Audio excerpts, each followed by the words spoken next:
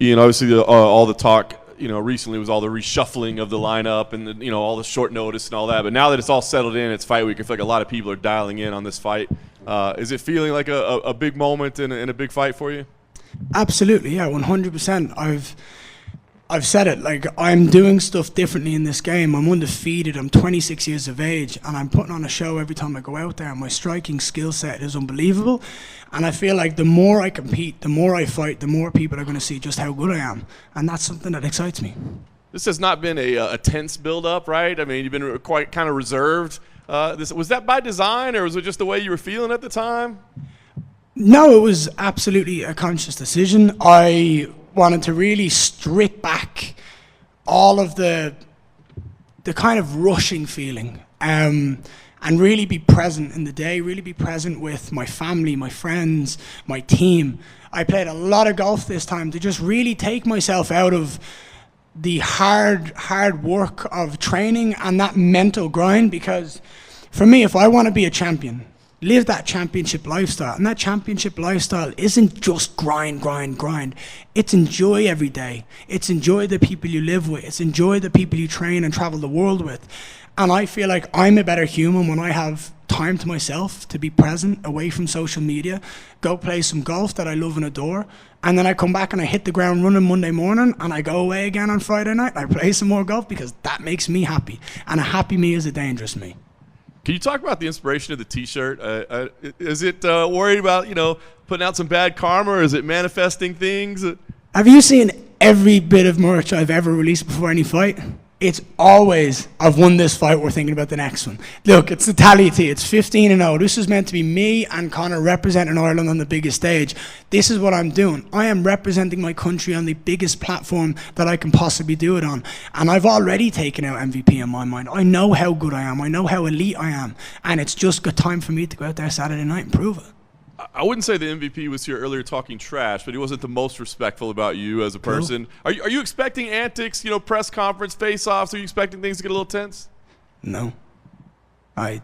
No. What's he going to do? You're going to fight on Saturday either exactly. way, right? That's the way I approach it.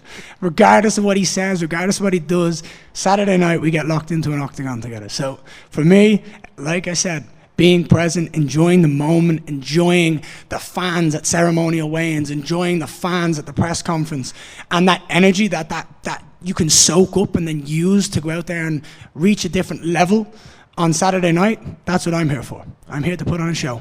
Last thing for me, I know the ultimate goal is world champion, but what do you think this fight proves? What does it prove to people? And are you worried at all that you win this fight and people just go, that was just the Bellator guy. He was never that good to begin with? That's part of the reason why I'm not excited about this. Here's the way I've been putting it all week. Is MVP very talented? Absolutely. I don't think there's anyone that would say he isn't very talented at what he does. I respect his game and his skill set. You have to, otherwise you're being an idiot.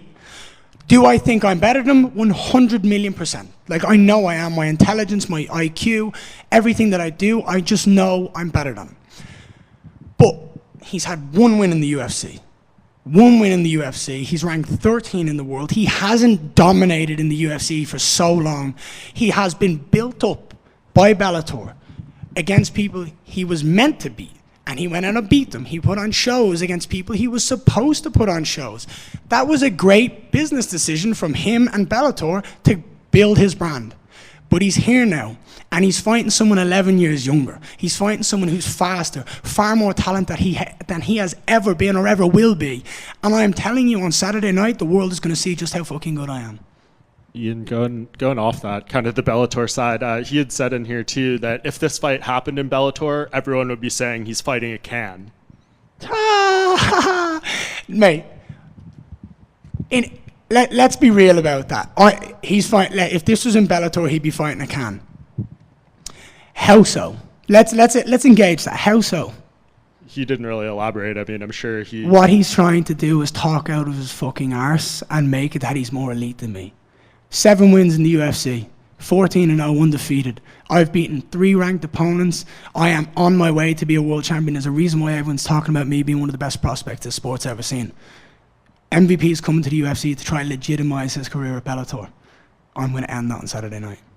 Do you think, because he says that, then like later on he'll be like, I actually think he has really good skills and like this thing and the other. So do you think he's maybe almost confused about how he feels about you? No, I just think he doesn't know what he's... By the way, I want to say something. MVP is very well spoken.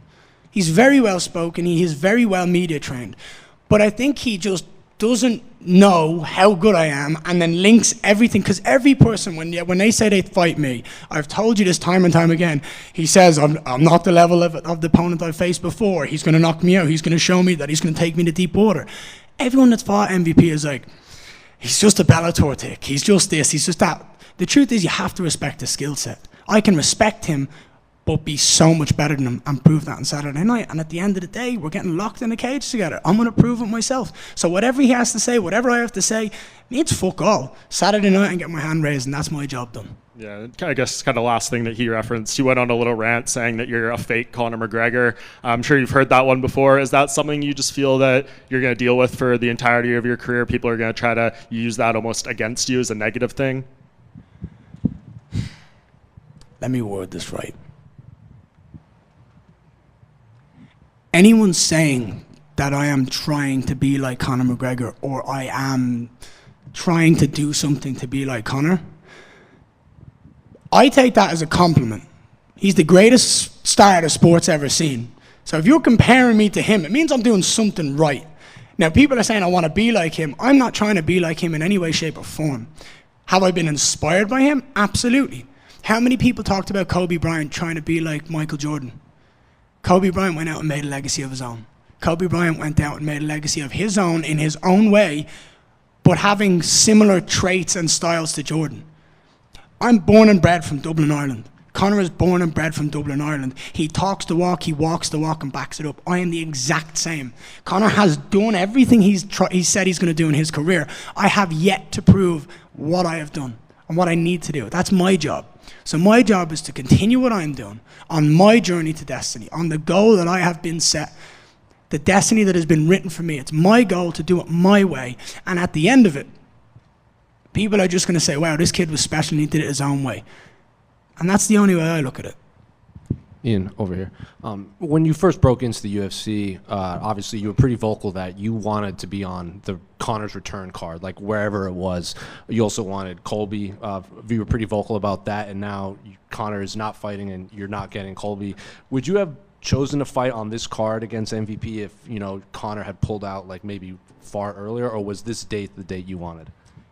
I wanted to fight around this time anyway. Would I have waited till August maybe if someone was available to fight? Potentially. But it was too big an opportunity to miss, to pass up on, to potentially fight on the same card as Conor, regardless of who the opponent was. I've made it very vocal. I have zero interest in fighting MVP. I have no interest. What interested me was being on the same card as Conor.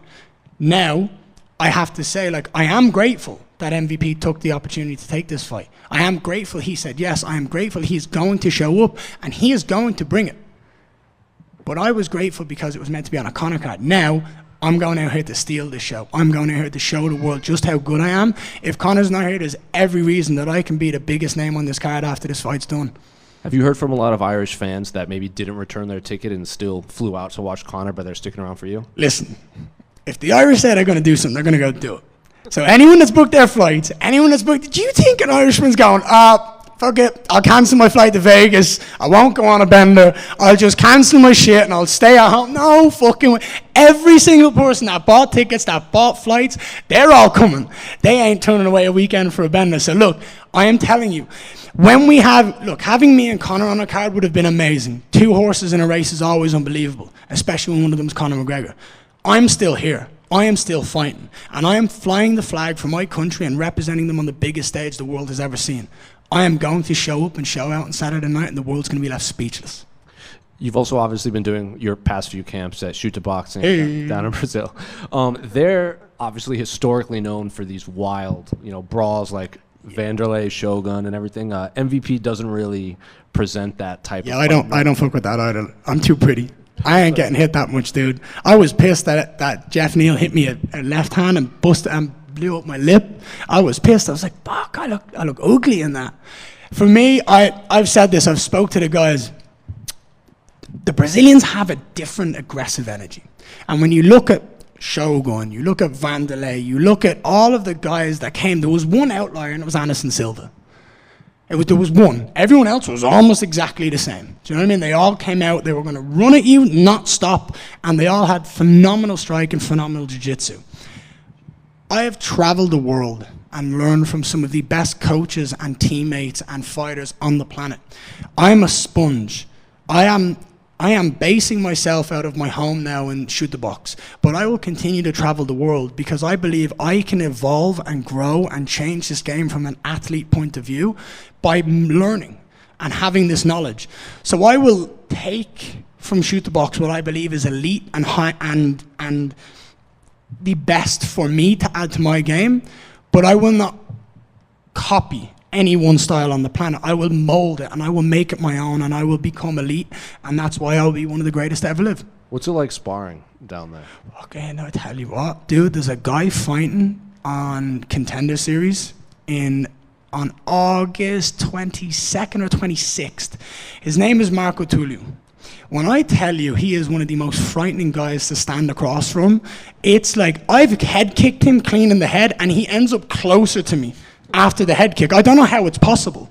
He just eats it, comes in, and I'm like, oh, fuck, this is going to be a horrible 5 minutes. So I watch out for him. He's a huge name. I guarantee he's already won on Contender Series, but he's absolutely going to go out here and get his UFC contract, and I'm telling you, he's going to be a star. His fight style is unbelievable. And just last one for me. Can I get your thoughts on the main event between Yuri and Alex? You want me to break it down? The floor is yours. Right. So I think we all understand how special Poatan is and the power he possesses.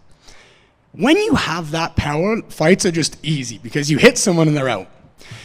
I think Yuri needs to go out there and he needs to kick. He needs to kick to the body and he needs to kick to the head, because Poatan has this lower guard because he likes to feint and lunge in with that left hook and be aggressive with that right hand. If Yuri kicks more to the hands and kicks more to the head, it means Poatan has to shut down. And that's the right style. If you're Yuri Prochazka to have success, you need to put him in a box and make him open up. It's a lot harder said than done though, right? That's the way I would look at it if I was Yuri. Obviously, you could try to take him down, but I don't think that's how the fight's going to go. Poatan is one of the best kickboxers the world's ever seen. He has power for days, and he has technique. His calf kicks are unbelievable. His left hook is just dynamite. I really feel like he's awkward for everyone because of that. And truly, I think he scares the shit out of people when he stands across him and he's just like that stone. I just think it's such a tough fight for everyone in the division that he's going to win this one by a spectacular knockout. And I don't think anyone's going to be surprised by that. Ian, over here. Where would a win, especially a knockout over MVP, hasn't been knocked out since 2019, where would that put you in the division, in your opinion? Probably 2 positions up, because he's ranked number 13 in the world and he's not done enough to garner breaking up to the top 3. So I believe I'm going to be fighting for a world title in a year's time in Las Vegas, Nevada, International Fight Week. This fight obviously moves me up the ranks. I believe it will probably put me above Colby and Gilbert, and they might move Jack Della Maddalena up, and I'll be breaking into the top 5. I then feel like I have to go out and prove more against the guys who have dominated the division for so long. You've got examples of Usman and Colby. I believe I need to beat these guys before I step into the octagon for a world title, because I need to prove that to me, to the world, and then go out and do what I do, is dominate. It seems like the one name who doesn't have an opponent right now is Shavkat Rakhmonov. Do you see that as a potential opponent with a win here? Fucking right I do. 18-0 undefeated, 18 finishes. I'm game for that. I do believe that after Leon and Bilal, he's going to be fighting for the world title. I think he makes the most sense to be next. So me sitting here saying I'm going to fight him next doesn't make sense in my mind. But absolutely, that's a fight that's going to happen down the line. I think both me and him stylistically match up well. We sparred together. I mean, I've shared the cage with him in Kilcliff, down training with Henry Hoof. I've sparred him, I've learned with him, we've spoke, you know what I mean? He's a phenomenal fighter in every aspect of the game. I have nothing but respect for him, and to go out there and take his O and him to try to take my O, that's going to be a fight I would love to do that for a world title. I would love him to get the world title, and then for me and him to fight and take his O and take the belt. Ian, right here down the middle. What's up, pal? How are you? It's always good to see you again. It is great to see you, man. I have a question. With Shootbox, is the reason you guys such a great fit because you're already blonde and you don't have to bleach your hair? I've been telling them they all dye their hair blonde so they can have striking like me. That's what I keep telling them. And they all get annoyed. They're like, no, we did this for you. I'm like, yeah, all right, whatever. You guys see my striking and you said we should dye our hair like him. No, I feel like I have a very family-orientated lifestyle. I have a very passionate, caring emotion about me. And every single person that walks through that door has a very similar feeling. They have so much care. They love their training partners so much that they're all there to help them no matter what they're doing. I feel like they are just different. They are just different and their energy is amazing, and it's a pleasure and an honor to be a part of Shoot the Box as a team. To anyone at Shoot the Box who's listening, ci amo famiglia, ti amo junto. I thought it was a crime that while the fans in Dublin were excited for Conor and Mike to get a press conference, that they didn't add you and MVP to the presser announcement. Is that what needs to happen when they rebook it? I think it would be stupid not to. I think absolutely I should be there. And then final question, you talked a lot about, the rankings and this and that. What would it prove to yourself to get a win over Michael Venom Paige? When I beat Michael, it's going to prove that my striking is just different. I'm just elite and I'm special, and everyone's going to be left going, he's a problem. Just over here. How are we? Good. How are you? I'm great. It's good to be here. You spoke about the title picture. Obviously we've got the world title coming up in Manchester. How do you think it goes down between Bilal and Leon? I've been saying this for so long. I think Leon is so clean. He doesn't make a lot of mistakes. And when you don't make a lot of mistakes, it's hard to capitalize. He's so talented in all assets of the game. Obviously, I have trained with him and spent time with him, and he's phenomenal. He's phenomenally talented. I believe the biggest question mark for me in this is how has Bilal's training with Khabib and that Sambo style and that aggressive top pressure, how is that going to play into the title picture?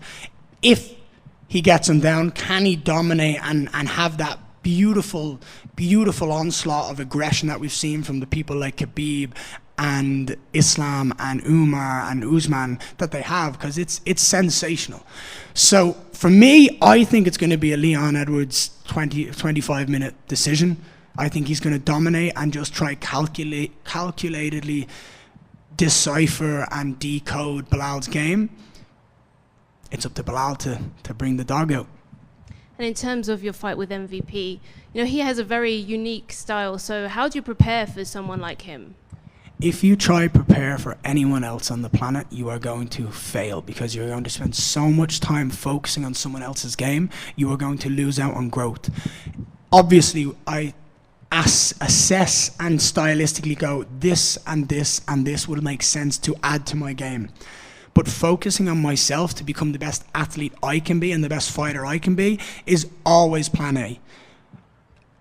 Understanding what's going to work and what's going to be utilized in the fight, absolutely important. But focusing on entirely growing myself as a fighter, from cardio to strength and conditioning to speed to nutrition to striking to grappling to wrestling, and really just honing it all in, that's how you become one of the greatest of all time. We've seen GSP, we've seen John Jones. They don't have holes, and that's the main thing. If you want to be in that conversation, you need to be unbelievable in every asset of the game.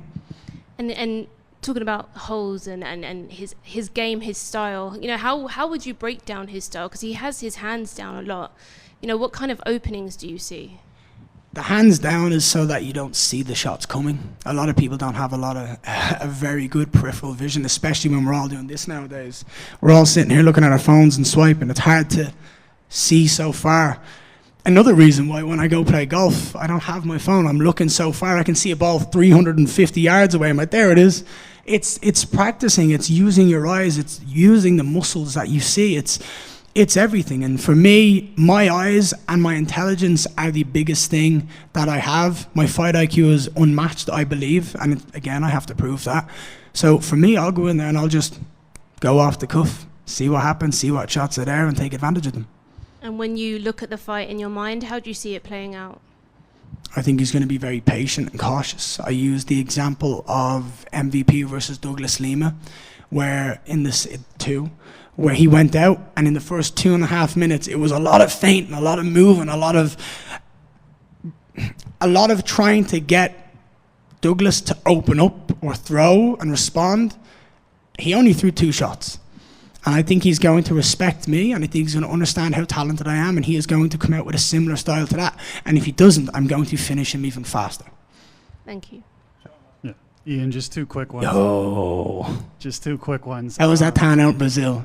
Did you go eat in Brazil? It was good. Yeah, it was good, right? It's different. It was good. So just going back to the fake Conor McGregor comments, he kind of expanded on it a little bit. He said he's the fake Conor McGregor. He's the BBL version. He called you BBL Gary. So do you have a nickname for MVP? Dead.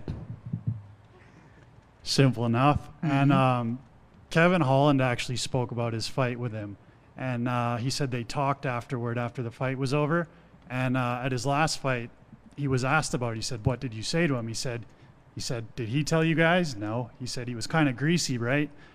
Kevin Holland compared him to trying to grab a wet bar of soap in the shower when he went to grapple with him. So when you hear things like that, when he might be greasy, what do you think about that? What's he trying to imply there, out of curiosity? Is there a hidden thing he's trying to imply there without going all in? Hit me with that. What do you feel like? I couldn't tell you. From what he told us, he said it was when he went to grapple MVP, he said it was hard to get a hold of the guy. Well, yeah, he's like a fucking twig. He's skinny. He's going to slip out.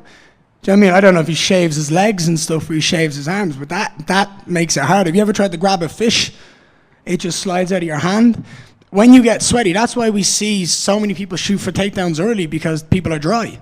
The later on it goes in the fight, we see people slip off and end up in positions they didn't want to because they jump it and, oh shit, it's slippy. And a lot of people don't train with no tops on ahead of the fight. And I think it's ridiculous, because you need to put yourself in the exact position that you're going to be in the fight. Cup on, gum shield in, gloves on, let's go. So I haven't got an idea of what he's going to be like to grapple, because I'm going to strike with him and I'm going to punch the mouth off him. But I think I've been able to grapple everyone I've ever needed to grapple in training ever. And even when they're good at defending, you just keep going. So I don't think Kevin Holland has the greatest wrestling offense or jiu-jitsu offense. He's good off his back to a certain extent, and he's got great striking, but I'm different. I'm built differently. Appreciate you guys. Enjoy the show.